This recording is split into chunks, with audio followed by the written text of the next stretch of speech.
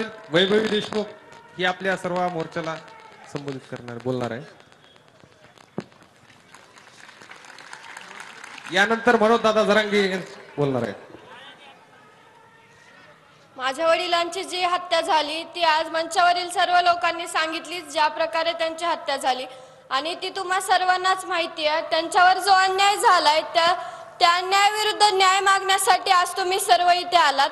माझ्या वडिलांनी जे सर्वांना एकत्र धरून समाजसेवा केली, त्यामुळे तुम्ही आज एकत्र होऊन आमच्या पाठीमागे आहात आणि तुम्ही सदैव आमच्या पाठीमागे राहा।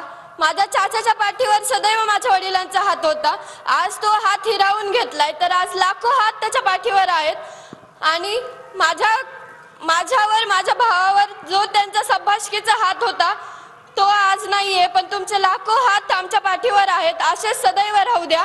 आणि आज त्यांचा जो हसरा चेहरा आहे मी आज या तुमच्या सगळ्यांमध्ये बघते, या लाखोमध्ये मी आज त्यांना हुडकते, पण ते मला कधीच नाही दिसू शकणार। आणि मी मंचावरील वडीलधाऱ्यांना सर्वांना एकच विनंती करते की तुम्ही पण आमच्या पाठीमागे राहा। फक्त न्याय मिळूच तर नाही, तर आमच्या पुढील वाटचालीसाठी सुद्धा तुम्ही आमच्या सोबत राहा। आणि तुम्ही इथे सर्वजण आलात, शब्दच नाही आहेत बोलायला, तुम्ही आज आमच्या पाठीमागे राहा एवढीच विनंती करते। धन्यवाद।